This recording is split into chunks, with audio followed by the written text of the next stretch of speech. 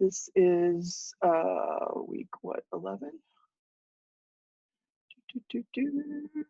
Yep, week 11. We're transitioning from poetry into drama. There is a research paper that we need to complete between now and the end of the term. It's on Oedipus Rex, which is the play that we're going to read together. And I think that I will introduce it next week, which is early in the unit, but I want you to get a start on it, or at least be aware of what it is so that you can start thinking about ideas for your paper and maybe, get a head start on starting it. I have this just sinking feeling that the week before exams, everybody's going to have projects and papers and all kinds of stuff due. So I want to make sure that we have enough time, and I'm trying to arrange it so that we have kind of like a empty week the week before exams, that we're finished with the play and you can just use that time to work on your paper and, collaborate with me and things like that. I'm trying to work it out so that week 14 is like that. And then week 15 is exam week. I'm not sure how I'm going to do the exam virtually. I'm working on that in my mind, but the main things now are the exam and the paper, the research paper. So I do want to give you a few weeks to work on that research paper. And I think if that last week before, I don't know, what do y'all think? Because I don't want to make the paper due too early. You have to have read Oedipus Rex to do the paper. I'm thinking we can finish Oedipus the week before Thanksgiving. It's not that long. And it's like 50 pages or something like that. So then what we can do is when we come back from Thanksgiving, just have some time to wrap up and work on the paper and get ready for the exam. Like there's no new material that we'll be doing after Thanksgiving. I don't intend to give you an assignment over Thanksgiving. It'd be up to you if you want to work on your paper, but I'm not going to make an assignment during that time. Any feedback on that at all? Anybody want to give me some? I mean, I can make the deadlines whenever I want, as long as I make my my deadlines at STC for putting in grades. The deadline for grades at East isn't until January. Okay, I'm looking in the chat to see if anybody. I just have a feeling that they're gonna pull some stuff on you, like right around Thanksgiving. I don't mean this I don't mean to bash my colleagues. I'm just saying I have a feeling that you're gonna get some projects and papers and exams and a whole bunch of stuff's going to just clog up right at the end, like when we get back from Thanksgiving or right before Thanksgiving. So I want to try to finish the play before then. I had originally planned for us to start with a comedy and then do the tragedy afterwards, but it takes a good 3 weeks to do Oedipus Rex. And so I want to take these 3 weeks in November to do it. It opens us up in December. I like that idea too. If anybody else has any feedback, you can share with me. Okay, so let me just go through this week's stuff. I do have some notes for you, so you can have your notebook ready. But mainly we're wrapping up with poetry and beginning with our last segment of the course, which is on drama. And we'll be reading Oedipus Rex, which is an ancient Greek play by Sophocles. Have any of you read Oedipus Rex before? I had a student maybe 3 years ago who had already read it. I think she took a summer class in 1301. She read it, and I'm like, why would you read that in 1301? That doesn't make sense. No, please don't tell me that y'all are saying no. Oh, no, okay. Well, it's short enough, and it's a classic, so plus it's got 2 different video versions, and I'll tell you about my plan for how we're going to watch the play. We can't act it out. I'm not going to act it out for you and do all the roles. Nobody wants to see that. But there are several very good versions that we can watch. We're going to have some watch parties. I'll explain that to you a little bit later on. But let me go through my stuff. Let's see. The objectives are there. Updates. So just a reminder, this is a B week. That means that you have a formative on Friday, Tuesday, Thursday, Friday. Also on Friday, there will be a advisory lesson. I'm thinking those are optional. It's good information. They're trying to develop them, the counseling office, based on the survey that they did at the beginning of the year, whatever y'all might need. But, you know, I'm not going to make it an assignment. We have enough to do already. I think it's good to look at what it is when it pops up in your Google Classroom and maybe learn a little something, but I'm not going to take time out of our meetings to do it.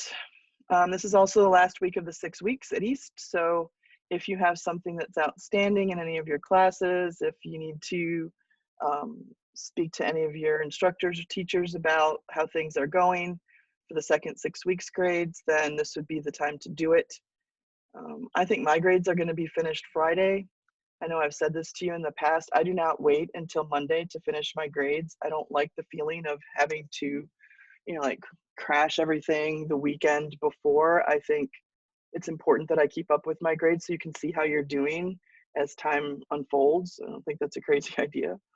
So my grades are, pretty much going to be done between now and Friday. Saturday at the latest, I'm going to be finishing up the grades on the presentations, the poetry presentations, which I enjoyed very much. I haven't looked at all of them, but I've looked at probably a good 80% of them. And I'll go back through next couple of days and fix some grades on those and some comments. So that's kind of like the last thing that's going to be in the second 6 weeks. And then the third 6 weeks is basically just going to be formatives, the paper, and the exam. That's pretty much going to be it. So in the third 6 weeks, but this is the last week of the second 6 weeks. Monday starts the new 6 weeks. There is a new hybrid schedule. Did they go through that with you yesterday? Because it started yesterday and I don't need to spend time talking about it unless you want me to. Maybe I'll just do a real basic overview, and then if you have questions, specific questions, you can ask me. So starting yesterday, there's a new bell schedule for the next 2 weeks because this is the transition period into hybrid. We do have a few students on campus. I think yesterday there were like 15 students.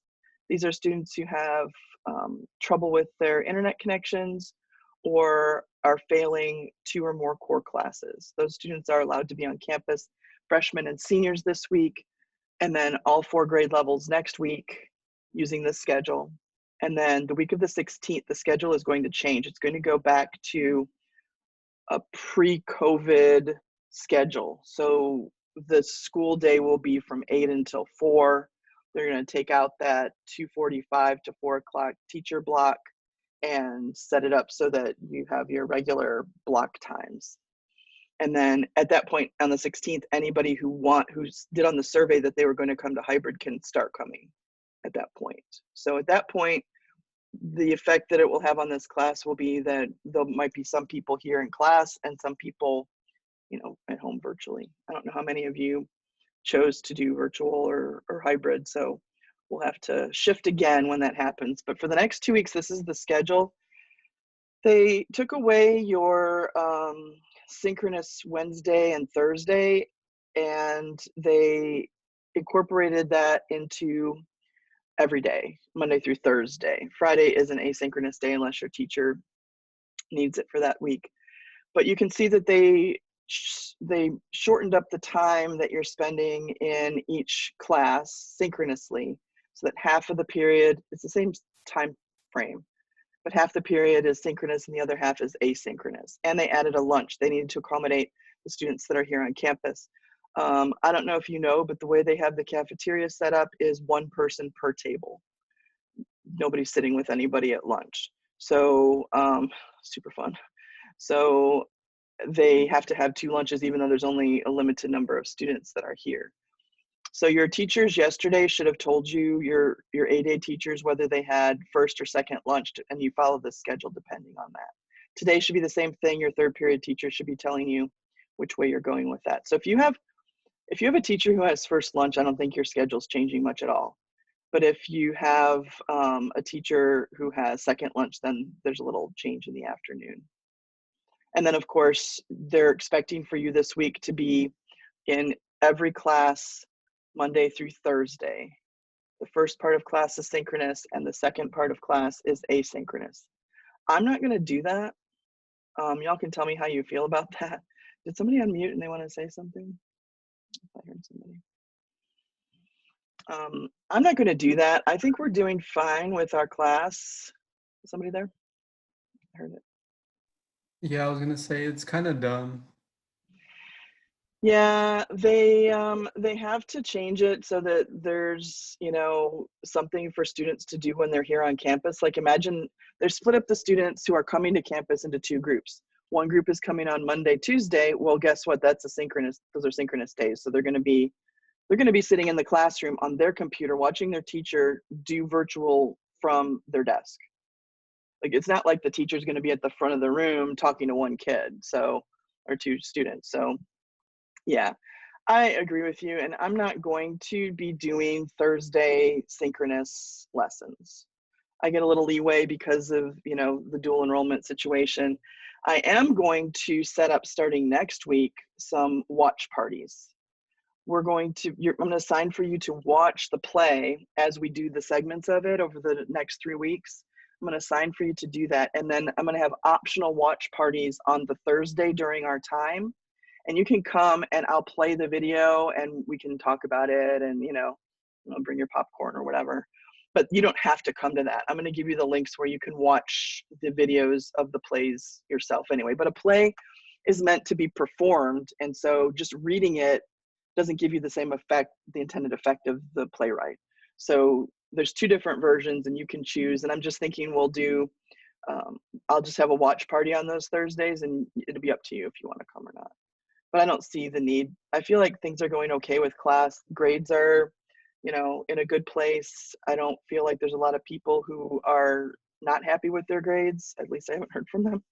So I'm thinking the primary class period will be just like we have had these last 10 weeks on Tuesdays. And then if we have something on Thursday, it will be optional. Yeah. So other teachers might require you to come to that 45 minutes. You have to, it's going to be kind of depending. They're giving me some leeway because of the courses that I teach, but you know, it could shift around. So yeah. Any other questions on the schedule?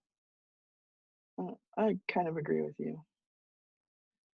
But I don't think that, I think that you should probably understand, I mean, you probably already know, but just keep in mind that the decisions that they're making are following the rules of the state and the federal government and CDC regulations and all that stuff. They're not just, the district and the campus aren't just making rules because they want to do it. You know what I mean? They're making rules because we're required to open school. We're required to open school for students at a certain date and there's certain deadlines and stuff. So I think they're just doing it the best they can.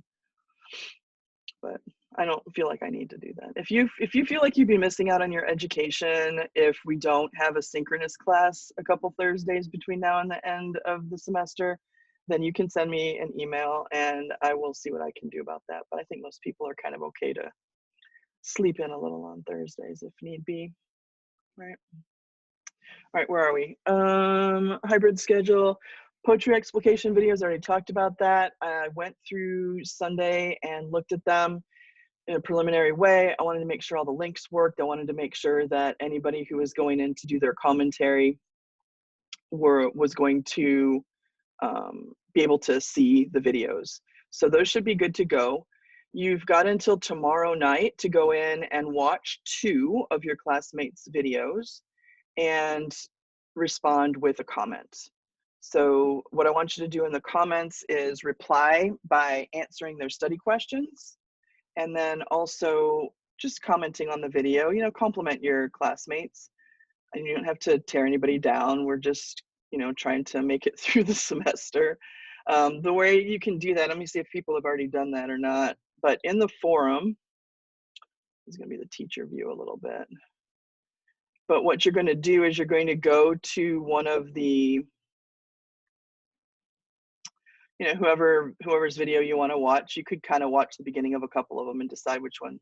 You click on the video, you watch the video, and then when you hit reply, it will bring up a message section, and you can just put, you know, question number 1, whatever they have for question number 1, enter your answer. Your answer should be, you know, like a small paragraph, I would think.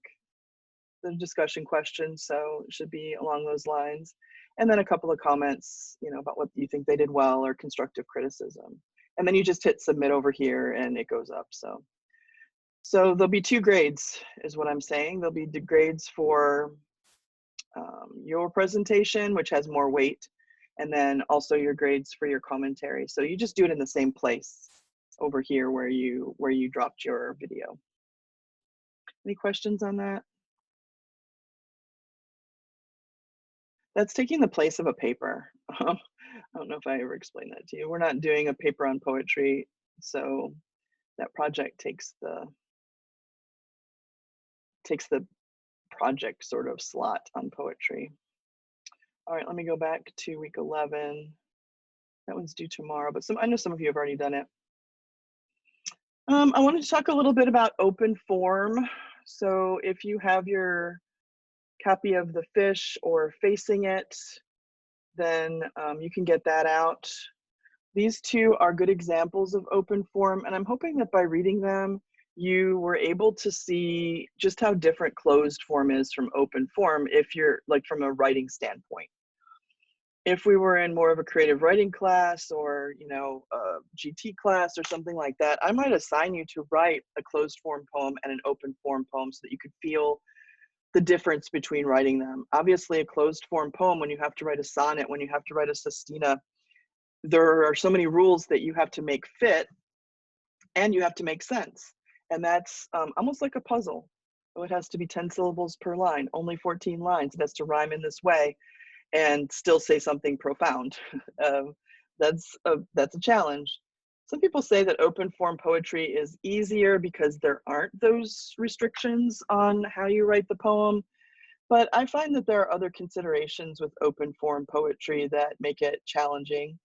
Obviously, you have to dream up a form. You have to figure out what your subject matter suggests about the form. For example, the fish, if we look at that one real quick, it's a long poem. It's a long and skinny poem, and it's got very long sentences for the most part. If you try to read it, maybe I'll read a little bit. You'll notice that there are long sections where you have to delay taking a breath. And so Elizabeth Bishop did that on purpose in this open form poem because, like, to create the anticipation of the fish catching it and letting it go. So you have these long sentences. The first sentence doesn't even end until the 4th line here. And then there are some long sentences toward the end that are several lines long. So when she says, I caught a tremendous fish and held him beside the boat, half out of water with my hook fast in the corner of his mouth, that's a fairly long compound sentence. So the next one is short, and the next one's short, but then you get, gradually longer and longer sentences. Here's a long one, right? Here and there, his brown skin hung in strips like ancient wallpaper, and its pattern of darker brown was like wallpaper. So continuing, shapes like full-blown roses, stained and lost through age. That's a long sentence. So the structure that Elizabeth Bishop imposes on her open form poem kind of starts to create a sense of anticipation about catching this fish and all the details that she mentions about its skin and its lip and the leaders and the frayed lines that it has to demonstrate how many times it's escaped. And so you still have to think about form, even if you're doing an open form poem, if that makes sense. It's just a little more subtle. Hopefully that makes sense. Any comments on this poem? This is one of my favorites. I like the imagery in it.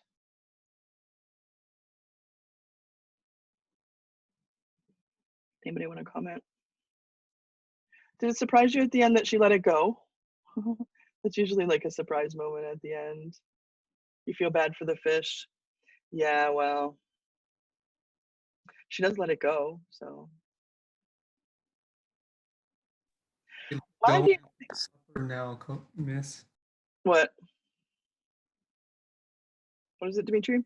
Oh, that the fish is gonna suffer now. Like it's been hooked like 5 different times. Yeah.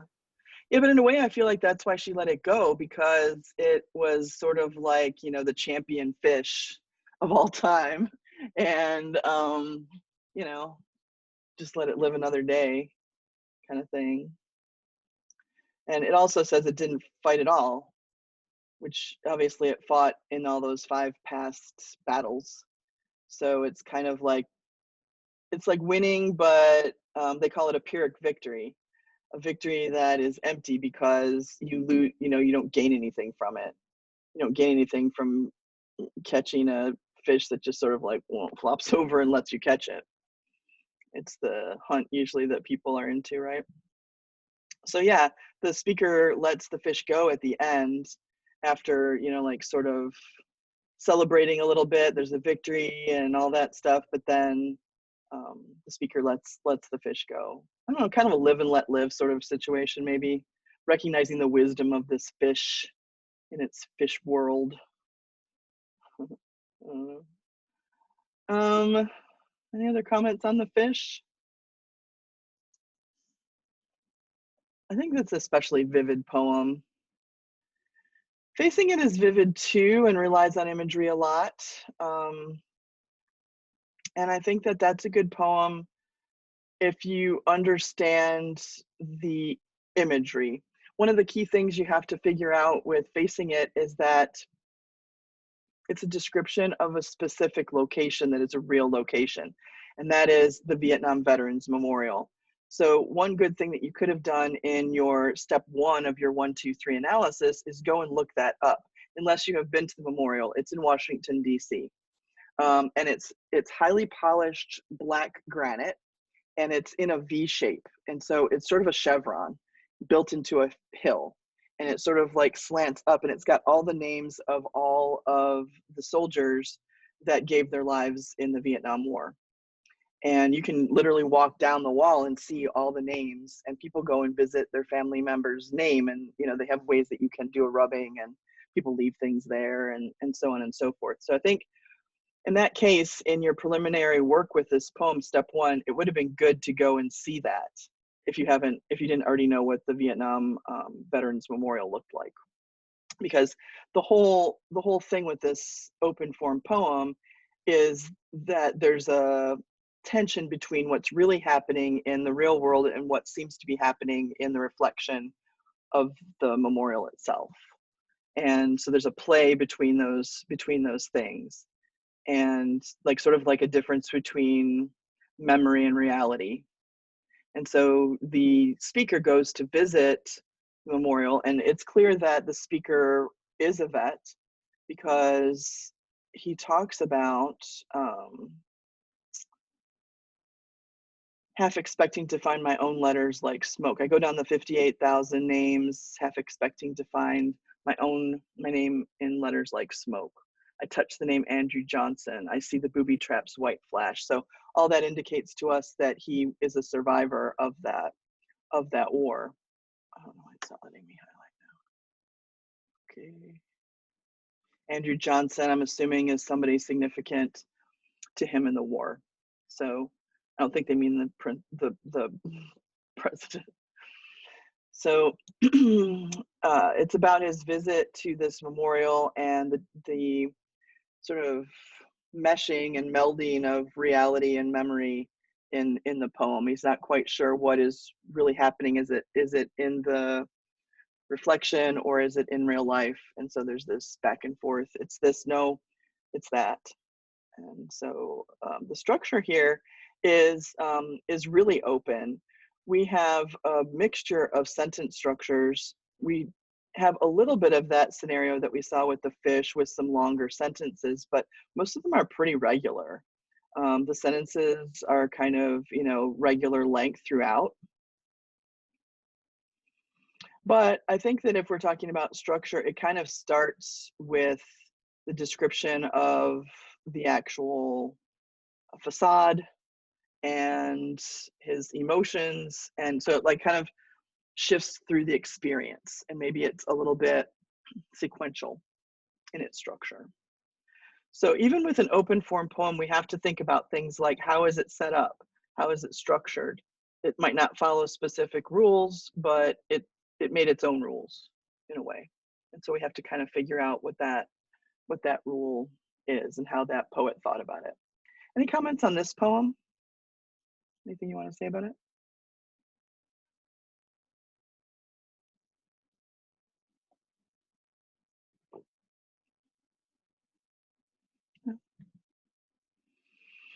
Okay, well, I wanted you to see some different open form poems, and that's why I had you do those. Okay, let's look at the assignments, then we'll come back to the notes on Greek drama terminology, and that will be the end for today.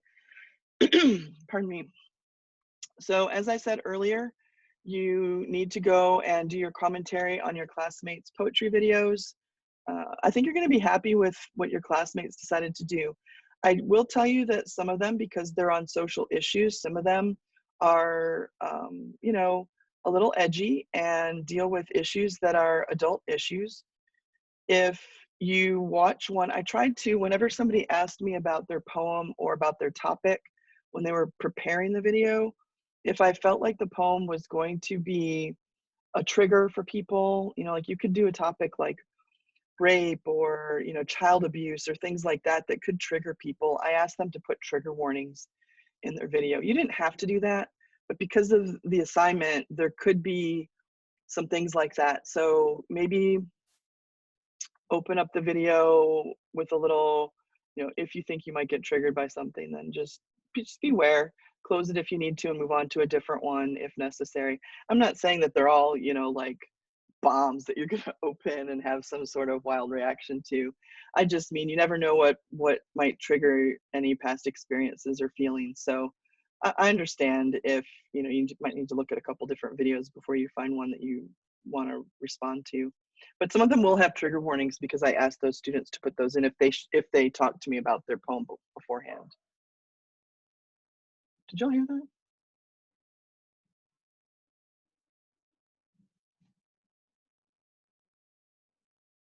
There's a dog barking. Or maybe it's the drug dog. Why would they need the drug dog right here? I don't know. Okay. Fine. Did you hear it? I want to see in the chat. You heard it? You want to see the dog? I don't know. Let me go see if it's out there in the hallway.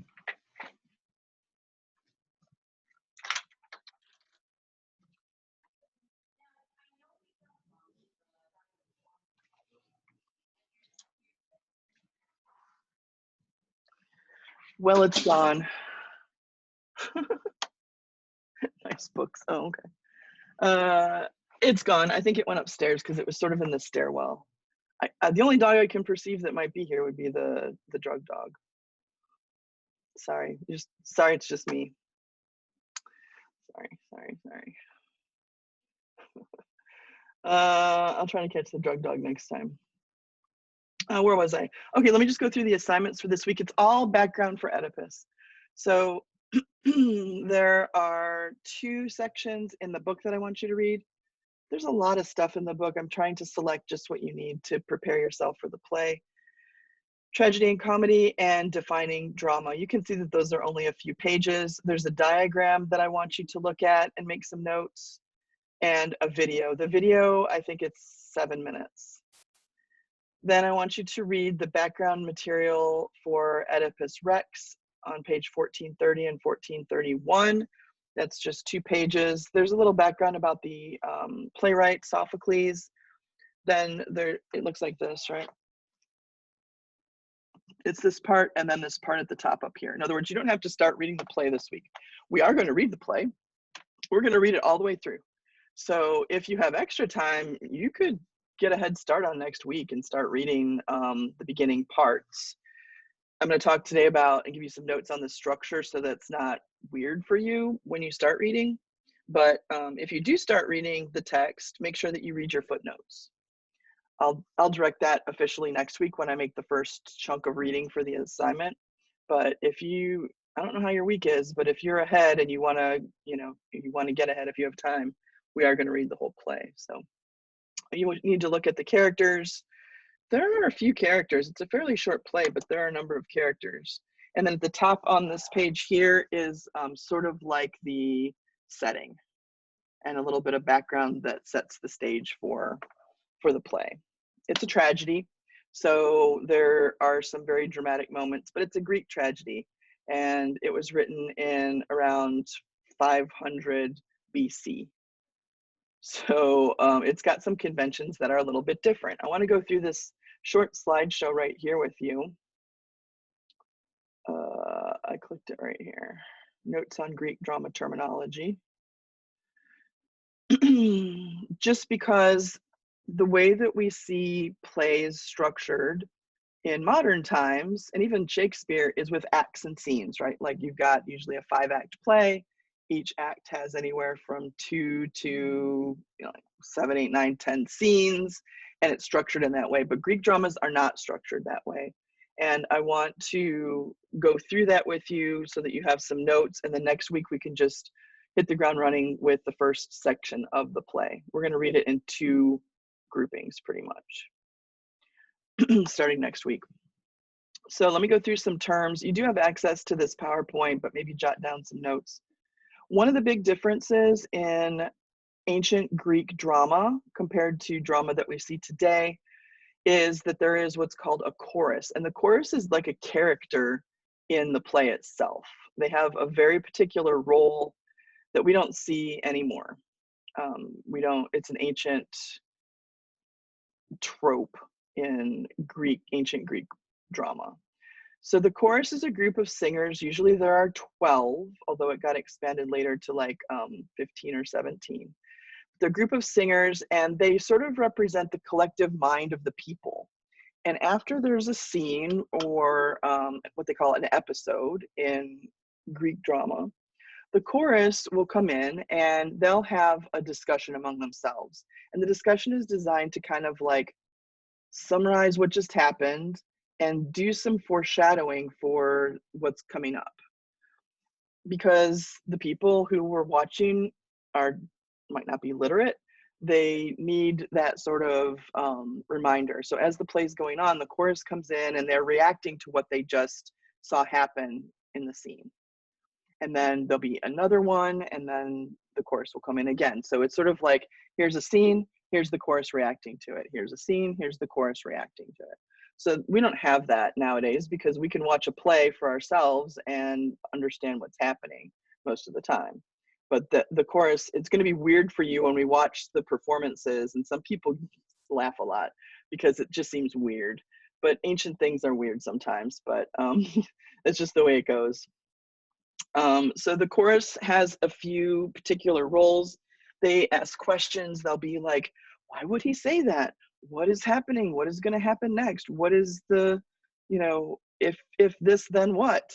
So that they're kind of setting up your thoughts about what just happened. They do interact with the actors sometimes, especially the lead in the chorus will sometimes have a conversation with the protagonist or a group of characters.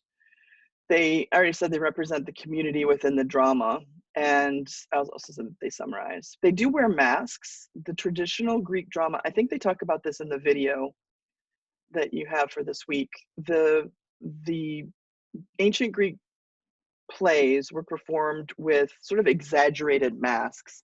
I have some pictures of that because they needed in ancient times to separate themselves as people from the character that they're playing.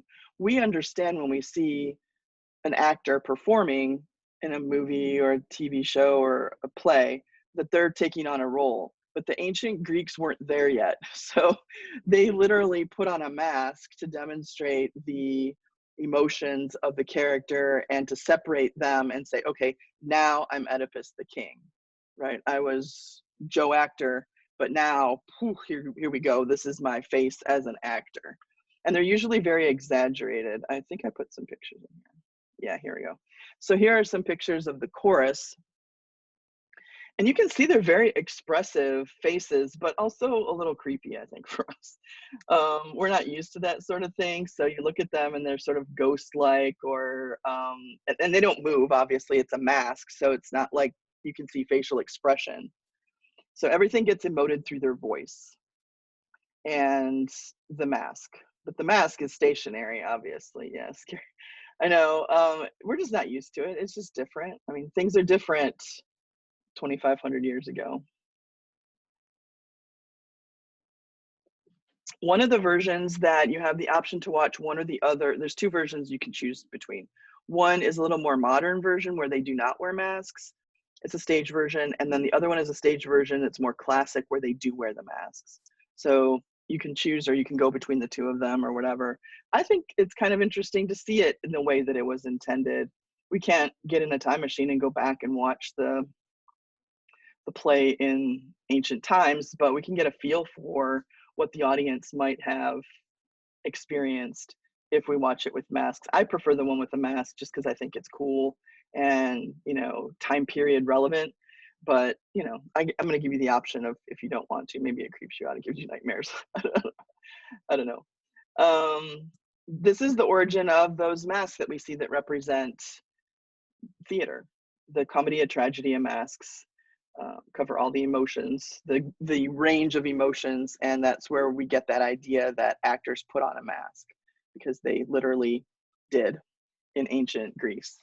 Ancient Greece is the origin of theater, by the way. I'm going to talk about that in the video too.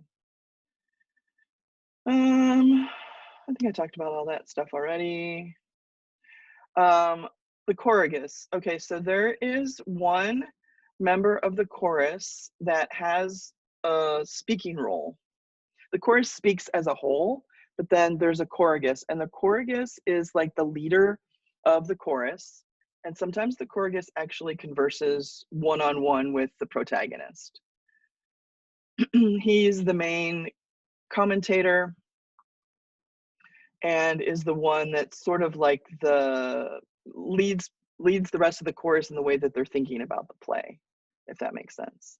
So when you see choragus like that, then you can remember that that's the lead person. All right, a few structure terms and then we're done. The play is set up, as I said, in a different way than we're used to. It doesn't have acts and scenes. So there are some Greek terms that you need to learn, a handful of them. Prologue, I think you've seen prologues before. It's the exposition really of the play. The prologue is where all of the basics about, here are your characters, here's your setting, here's all of those details, that all gets played out in the prologue. Then there is a paradis, or parados. You will know that that's happening. You can think of the word parade, comes from that Greek word, because this is where the chorus will enter. Usually they enter from behind the audience or from behind the stage, and they sort of like come out slowly in a procession, and they're usually chanting or singing as they're doing that. And it's sort of like their official entrance on the scene. Other characters may show up at the same time, but basically it's sort of like we're singing to open up the play. That doesn't happen in other plays, so that's why I'm going through this terminology. You can remember that because of the word parade. All right, episodes are kind of like your scenes. So I think that there are 4 or 5 episodes in Oedipus Rex. So an episode is like a sequence of dialogue between characters. One of the features of ancient Greek drama is that you will not see action on the stage. They will talk about things that have happened, and they will reference,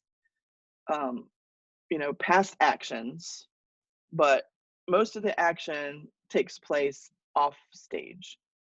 Either it's previous to the play, the time frame that the characters are existing, or it happens, behind, the scenes, and they just reference it. So one of the things that students sometimes struggle with is that on the surface, it can seem a little boring because you don't have sword fights, you don't have arguments. Well, there are arguments. You don't have, dramatic moments in the sense that people are yelling at each other or slapping each other across the face or any of that stuff. It's a lot of just talking. But if you get past that, because that's just the function of ancient drama, if you get past that, they're talking about events that are kind of happening in the moment. So it's going to be like a live stream situation as the protagonist figures out what his real problem is. I don't want to give any spoilers. But an episode moves us through that dialogue and moves us through interactions between characters. And I think there's 5 of them in Oedipus. All right, stasimon or stasimon. A stasimon is when the chorus interposes. So there'll be an episode and then there'll be a stasimon. And then there'll be an episode and there'll be a stasimon. Because like I said, the chorus always weighs in on what they just saw. They always come in afterwards to kind of like wrap it up and say, oh, here's what happened. And oh, did you hear that?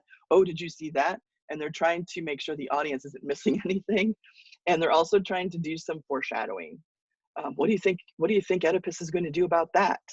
And then there'll be somebody who goes, well, he should this and he should that, but we don't know, let's see, so it's kind of like that sort of a situation. So the stasimon is when the chorus jumps in to give their 2 cents, kind of, and it's going to be a back and forth between episode stasimon, like that. Then the final scene is the exodus, and you can remember that because the word exit or exodus comes from that word, and that is the final scene of the play. Ancient Greek dramas do follow the normal plot structure in terms of, exposition, rising action, climax, and falling action, but usually the climax and falling action happen very quickly at the end of the play. There is a very long, elongated rising action, because in this play and many Greek dramas, it's about a realization that has to happen. And you can't have a realization until everything's in place that supports that realization. That's all I'll say about that because I don't want to spoil it for you. All right, there is a document, and I'll point it out to you next week too, because we're not going to be actually starting to read the play yet. But I did make a document for you that might help you as we go through the play. You can download a copy of this if you like. And what I did was I took all of the sections of the play. This is the whole play right here. And I put the sections in the order that they occur, the page numbers in the text where you will find those sections. And I put like little reminders about what those things are in the first parts here. And just if you wanted to keep track of what's happening as you're reading, you can go ahead, good morning, you can go ahead and put in the key characters and plot notes. This is not an assignment. This is just if you want to organize yourself while we're working through the play to remember what's happening in the different segments. So like in the prologue, when I assign that, you could list, well, obviously, whatever characters come out in those couple of pages. And then over here, what do they talk about? What are the plot things that are happening? So if you want an organizer where you can kind of keep track of that, you could see how beneficial that would be when we're done with Oedipus Rex, because you would have a sort of like complete listing of all the characters, which parts of the play they're in order, and what happened. So this is the structure over here. I just kind of went through the description of that. There's another one that I didn't put in the PowerPoint, and that's the Komos, because it's part of the stasimon, and it's just grief, really. And they explain that in the book in a footnote. So, but it's here anyway. So each one of the segments is listed here. So just to be clear, this is not an assignment that you have to turn in. It's just an organizer that might help you. Okay. Especially since the structure's a little different from a play that you might have seen before.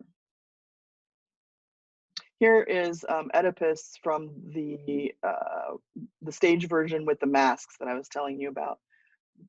You'll have 2 options, but that's the one with the masks. And so you can see they're very detailed. And he's got his crown. He's a king. Rex means king. So the sort of English translation is Oedipus the king. Okay, that's it for the terminology. I just wanted to make sure that you understood the structure is a little different and has different terminology as we're talking about the play.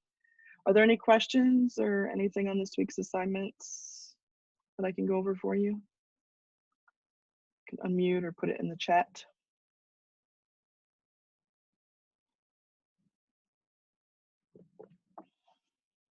So basically just finish up the poetry explication stuff for your classmates, and then also background stuff. And then we'll be ready to start reading the play next week. All right. It's kind of a light week. The next 2 weeks are going to be a little heavier in terms of time investment, but remember that it's going to be so that we can be finished with the play before Thanksgiving and concentrate on the paper after Thanksgiving. Okay. But I'm going to be here to walk you through it. And I'm also going to have those watch parties on Thursdays. And actually, what I'm thinking is I'm going to do them for all 3 class periods. On Tuesdays and Thursdays, I have my 3 dual classes. So I'm just going to have the same watch party 3 different times on the same day. So you can come to whichever watch party you want. Like if you want to sleep in a little bit and come to the 2nd period or 3rd period watch party, you could do that. I'll just give you the links. That'd be good, right? I'm thinking.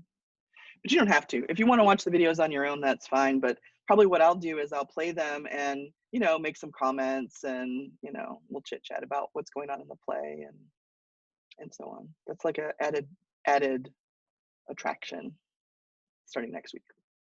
So no class on Thursday, even though the schedule says so. Next time I'll see you here for a Zoom meeting will be next Tuesday. All right. If there aren't any questions, then that's it for today. I hope you all have a good week. If anything comes up, just message me. Bye.